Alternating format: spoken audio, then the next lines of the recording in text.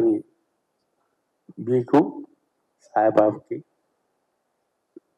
ఈ యూనిట్ మాకు చాలా కొత్తగా అనిపించింది. ఇలాంటి మనం ఎందుకు తీయట్లేదని చాలా ఫీల్ అవుతున్నాను నేను.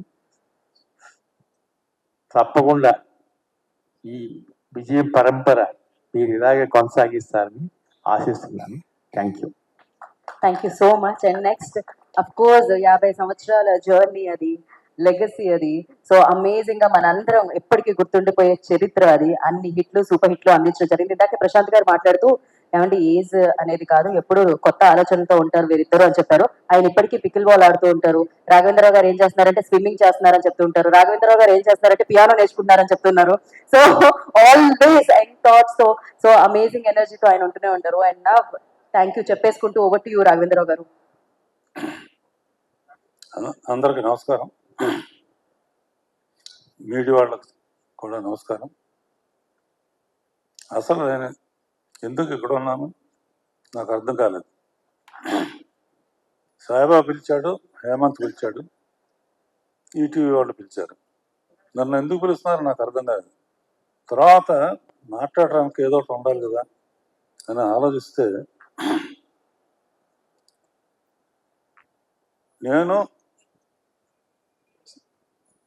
అశ్రీదత్తు సాయిబాబా కలిసి ఫస్ట్ ప్రిన్స్ మహేష్ బాబుని ఇంట్రొడ్యూస్ చేశాం.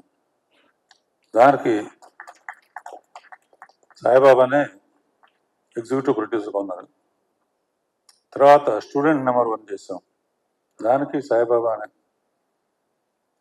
తర్వాత పెళ్లి సందడి చేసాం, సంవత్సరం ఆడింది.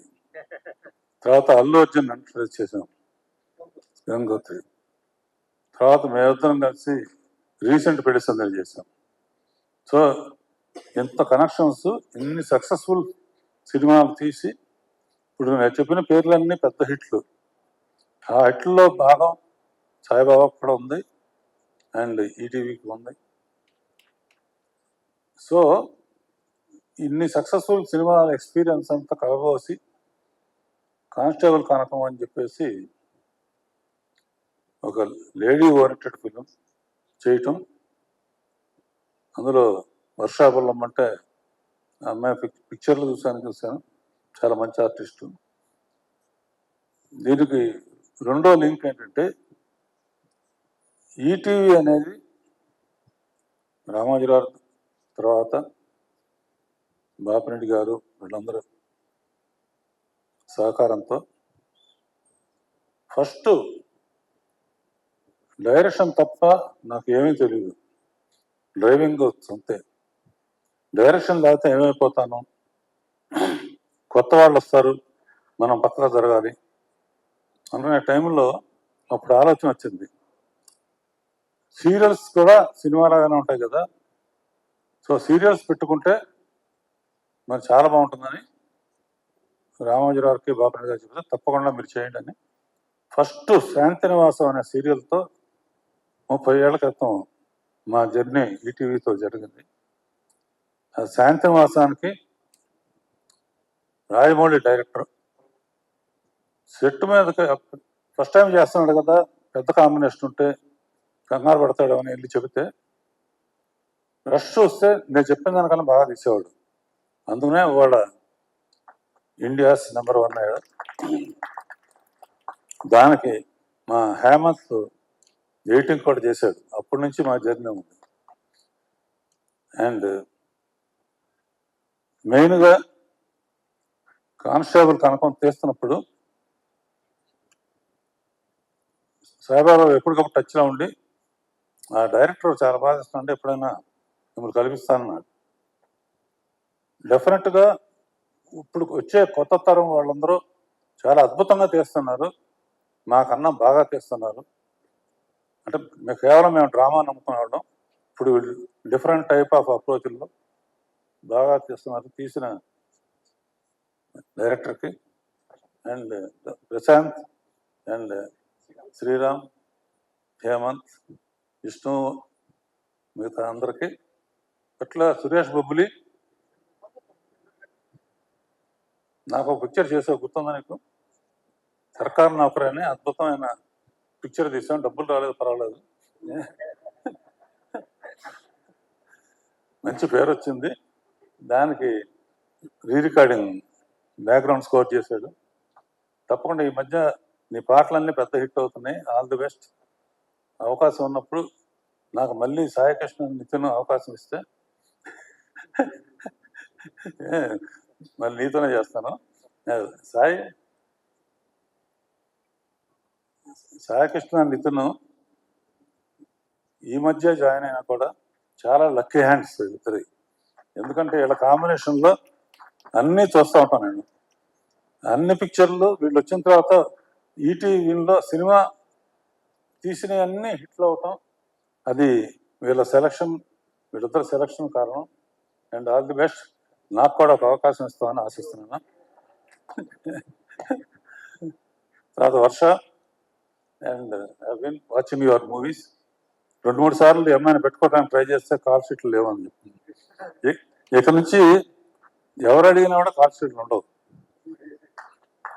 తర్వాత రాజీవ్కి ఒక మనేద ఇందులో లేవనుకుంటున్నాం, 10 క్యారెక్టర్లు ఇస్తున్నారు ఇందులో. ఎలాగంటే ఫస్ట్ ముసుగులు వేసుకొని వచ్చారు విశాఖపట్నం నుంచి, అది నువ్వే.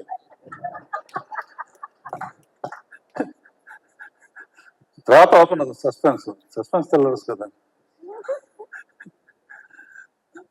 అలాగే ఇంకొక మామూలుగా నేను రాజీవ్తో సుమతో మాట్లాడి రాజీవ్ అన్నది చేస్తే సుమ కంప్లైంట్ చేస్తాను. ఎందుకంటే శాంతినివాసం 500 ఎపిసోడ్స్ అంత అయితే ఇది బాగా ఆడుతుంది, ఎక్స్టెండ్ చేయమన్నారు. ఎక్స్టెండ్ చేయాలంటే నాకు తెలియదు, ఓ సినిమా ఇక్కడ శుభం కార్డు వేసిన తర్వాత మళ్ళీ తీయాలంటే ఎట్లా? అప్పుడు ఆలోచిస్తే అప్పుడు రాజీవ్ చనిపోయి ఉంటాడు శాంతినివాసంలో. రాజీవ్ బతికిద్దాం, లోయలో పడిపోయాడు కదా. అక్కడ సుమ ఇతను ట్రీట్మెంట్ చేసి, ఆయుర్వేదం ట్రీట్మెంట్ చేసి పైకి తీసుకొస్తుంది. ఆ సినిమాలో నేను పైకి తీసుకురమ్మని చెప్పాను కానీ పెళ్లి చేసుకోమని చెప్పలేదు.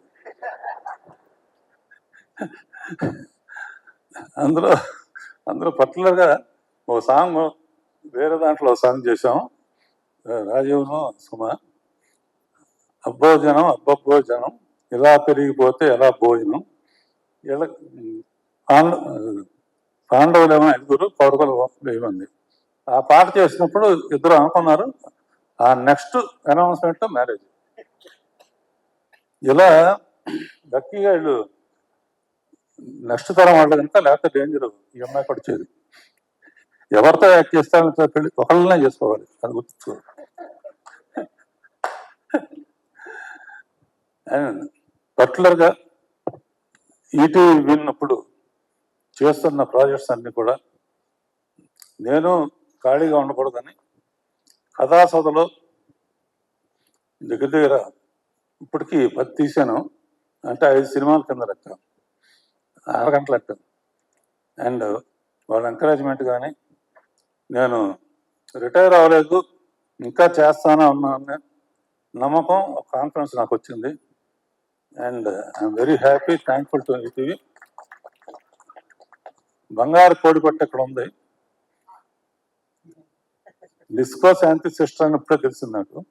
సిస్టర్ అమ్మా, మా గరానా మొగుడులో బంగారు కోడిపెట్ట అనే పాట పెద్ద హిట్. అలా ఈ అమ్మాయి క్యారెక్టర్ కూడా చాలా అద్భుతంగా ఉంది సినిమాలో. అండ్ బాహుబలి 1 తర్వాత బాహుబలి 2 తీసాం, బాహుబలి 3 కూడా తీయమని కొంతమంది అంటున్నారు. అలాగే ఈ సినిమా సీజన్ 2 కాకుండా సీజన్ 3 చేయమంటున్నారు కనుక అది కూడా బాహుబలి లాగా హిట్ అవుతుందని ఆశిస్తున్నాను. ఎవరైనా మర్చిపోయింటే క్షమించండి. Thank you sir. Thank you నేను మర్చిపోయాను. నన్ను thank you sir. Thank you so much and thanks for coming and gracing the event అండి. మరొకసారి ప్రత్యేకమైన కృతజ్ఞత తెలియజేసుకుంటున్నాం అశ్విని దత్ గారికి.